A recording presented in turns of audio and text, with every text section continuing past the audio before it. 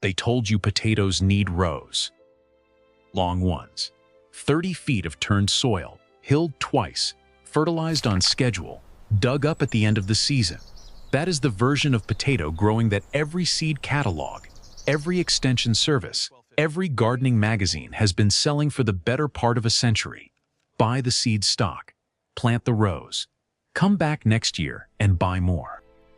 I watched an Amish man in Holmes County, Ohio tip over a wire cylinder the size of a kitchen trash can.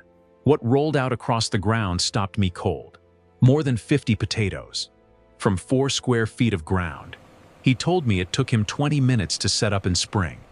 I had been digging 30-foot rows for 2 decades and calling the yield reasonable because nobody had ever shown me what reasonable actually looked like when the method matched the biology. So I have one question. Who decided that rows were the right way to grow potatoes? And what did they gain from making sure you never learned what that Amish farmer already knew? Because when you follow that thread, through the seed industry, through the chemical treatment of commercial potatoes, through the institutional infrastructure that tells you what to plant and how to plant it, what you find is not agriculture. It is dependency. Engineered, profitable, and hiding in plain sight inside every bag of potatoes you have ever bought. That is what this episode is about. If you are new here, subscribe right now. Roots Conspiracy investigates agricultural methods that were labeled myths, buried by industry, or quietly erased from the mainstream, and finds out who benefits from keeping them that way. Hit subscribe and turn on notifications. The next investigation is already in production.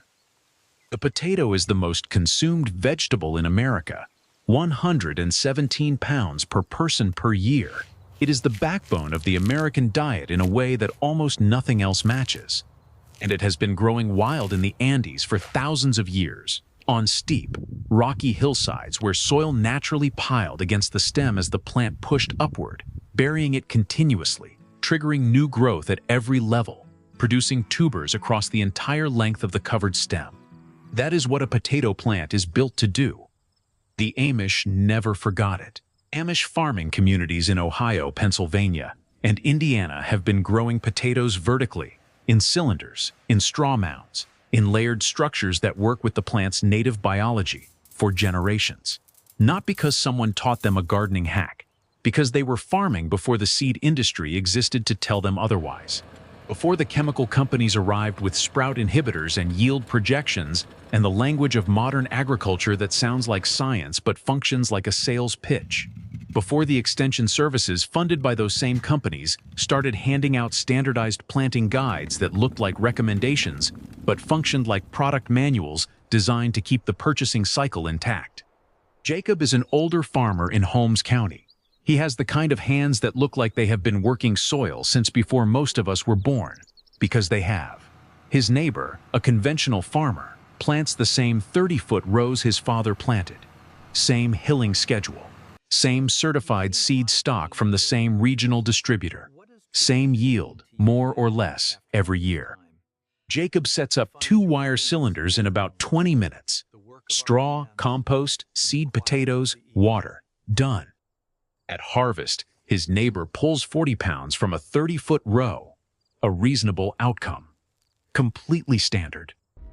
Jacob tips his first cylinder. More than 50 potatoes roll across the ground from a circle barely wider than an arm span. Same soil, same weather, same season. 2 completely different outcomes, because one of them was working with the biology of the plant, and the other was following an industry template that was never designed with your yield in mind. When I asked Jacob where he learned this, he said what Amish farmers always say when you ask them something like that. My father showed me. His father showed him. They have always done it this way. And then he said something I have not stopped thinking about since. The plant knows what to do. We just have to give it room. Here is the biological fact that the seed industry does not put on the label in large clear letters, because if they did, the logic of buying pre-treated certified seed stock from a distributor every single year would start to break down very quickly. A potato is not a root vegetable. It is the swollen end of an underground stem called a stolon. Stolons grow outward horizontally from the base of the main plant stem, just below the surface. At their tips, in darkness and cool soil, they swell into tubers, into potatoes. In a conventional row, you plant the seed potato, hill the soil once or twice, and stop. That gives the plant a few extra inches of buried stem to produce stolons from. Everything above that, all the stem growing upward into open air and light, produces nothing. You are leaving the majority of the plant's productive capacity completely unused, season after season, and calling it a normal harvest. The vertical method changes one variable. It keeps burying the stem as the plant grows. Every time the shoots reach 8 to 10 inches above the current surface, you add another layer of growing medium. You bury most of the new stem. You leave only the top few inches exposed. That newly buried stem senses the darkness, the pressure, the cool temperature, and it produces new stolons. Those stolons grow outward. Their tips swell. Another level of potatoes forms. You are not tricking the plant. You are not hacking its biology. You are recreating the conditions it evolved for over thousands of years on Andean hillsides where soil naturally piled against the growing stem across the entire length of its upward growth. The Amish did not invent this. They simply never stopped doing it. More buried stem means more stolons. More stolons means more potatoes from the same 4 square feet. That is the whole mechanism. And it has been documented, confirmed, and explained in peer-reviewed plant biology for decades. It is not fringe knowledge. It is not pseudoscience. It is how the plant works. So why is it not on the front page of every seed catalog? Because here is what the vertical method also does, and this is the part the industry has the strongest incentive to keep quiet. Once you harvest your own potatoes this way and save the best tubers to replant the following spring, you never need to buy seed potatoes again. You have exited the supply chain entirely. Jacob never buys potatoes. His father never bought potatoes. His father's father never bought potatoes. And the industry that now sells hundreds of millions of pounds of treated seed stock every year has known since its earliest days that a grower who saves and replants their own seed is a grower they cannot monetize. That knowledge has shaped every recommendation, every product label, every extension service bulletin about potato growing for the better part of a century. Not through conspiracy. Through something quieter and more durable than conspiracy. Through the systematic design of an information ecosystem where the methods that serve the industry get amplified, and the methods that serve the grower get deprioritized until they disappear from the mainstream entirely. And then there is the chemical. The potato in your refrigerator right now has almost certainly been treated with Chlorpropham, CIPC, a herbicide developed in the 1950s originally to kill weeds, repurposed by the potato storage industry to prevent commercial potatoes from sprouting during the months they sit in warehouses between harvest and your shopping cart. It works by blocking cell division in the developing sprout, the same mechanism it uses on the weeds it was designed to kill. Applied to a stored potato, it ensures the potato will never grow again. It guarantees that the product you take home cannot become next season's seed stock. It locks the cycle closed at the point of purchase. The European Union reviewed the safety data on CIPC and found that residue levels had at certain points exceeded their acceptable daily intake limit by 180%. They banned it outright in January 2020. The United States has not banned it. It remains standard industry practice, and it is not required to be disclosed on the label of any potato product sold in an American grocery store. Think about what that means structurally. The industry is selling you a product that has been chemically engineered to be a dead end, a food that cannot become its own seed, a vegetable that requires you to return and purchase again next season, because the previous purchase was deliberately designed to offer no pathway forward. Every bag of grocery store potatoes is, at its core, a single-use product. The fact that it is marketed as food and not as a subscription obscures what it actually is inside the business model that produces it. And the method that would allow you to step entirely outside that cycle, The one Jacob learned from his father, the one his community has been practicing for 300 years, the one that produces 50 to 80 pounds of potatoes from 4 square feet with no purchased inputs after the first season. That method gets labeled as impractical, as inconsistent, as something for hobbyists, not serious growers, as not how it's done. The people positioned to tell you how it's done are not neutral parties. Agricultural extension programs receive funding from industry partners. Seed distributors sponsor gardening media. The information infrastructure around home food production is not a free marketplace of ideas where the most effective methods rise to the top.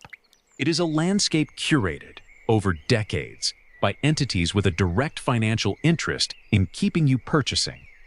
That is not a theory. That is a structural description of how institutional funding shapes the information that reaches you. It happens in pharmaceuticals. It happens in agriculture. It happened to the potato tower. Now here is what actually works. The method requires a wire cylinder approximately 4 feet in diameter, formed from welded wire fencing with 2 by 4 inch openings. Set it in full sun, at least 6 to 8 hours of direct light daily. Line the bottom 12 inches with straw pressed against the wire walls to hold the growing medium in place. Add a 6-inch base layer of compost and loose straw mixed roughly 50-50.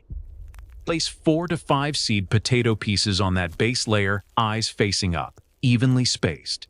These should be cut pieces about the size of an egg with at least 2 eyes each.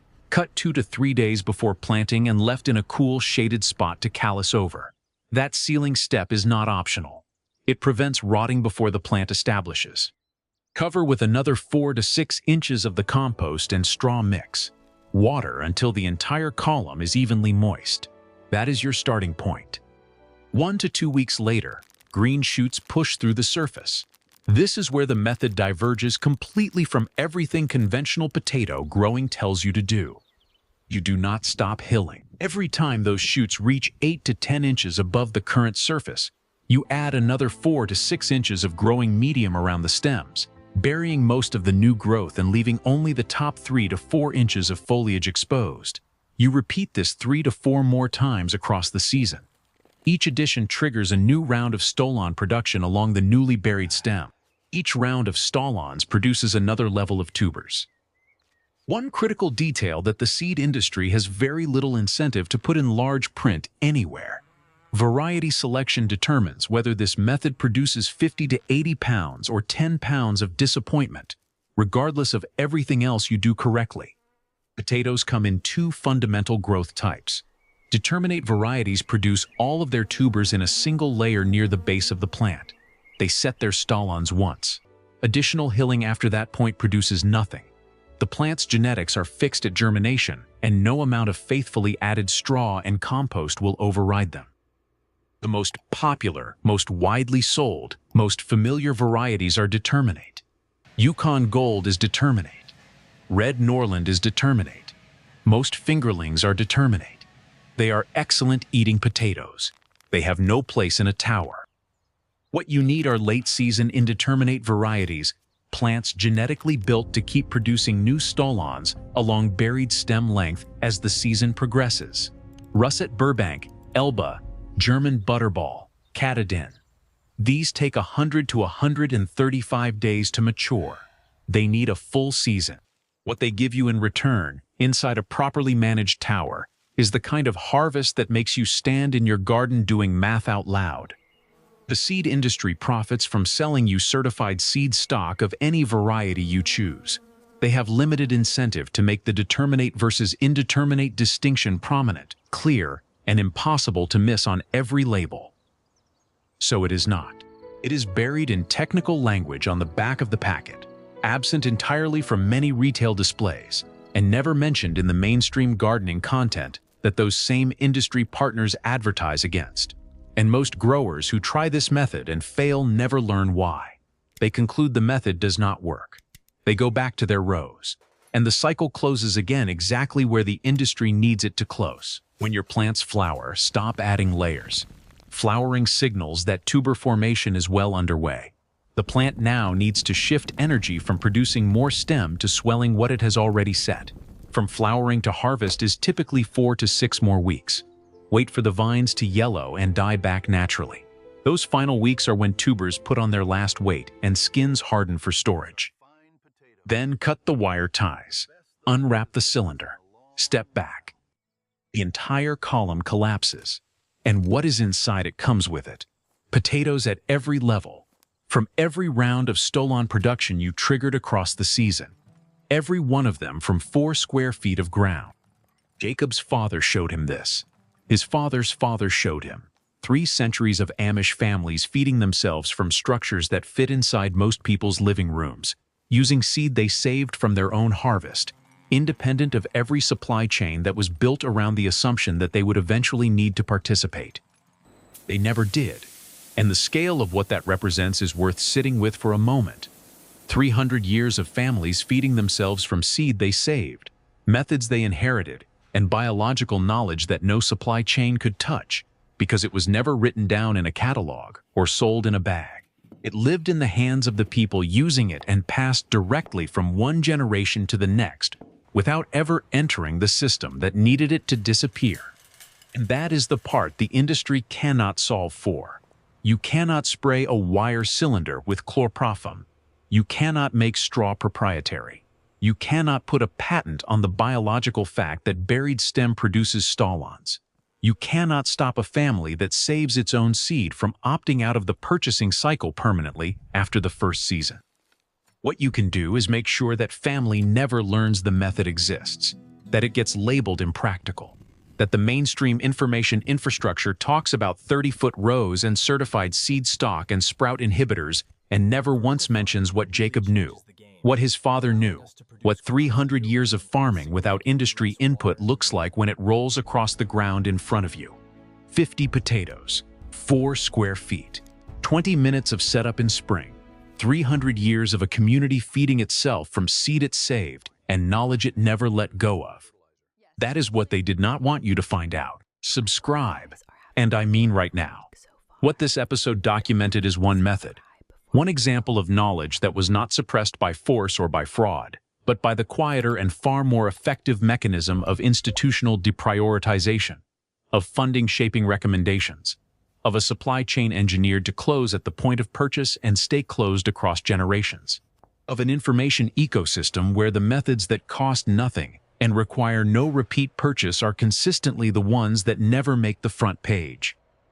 There are more crops, methods, and biological facts about food production that entire communities have quietly preserved for generations, while the mainstream information ecosystem consistently pointed you somewhere more profitable for someone else. We investigate them here, one by one, with the same question every time. Who decided you shouldn't know this? And what did they gain from keeping it that way? And how many other methods are sitting in the hands of communities that opted out of the system before the system had a chance to erase them? Those are the questions this channel exists to answer.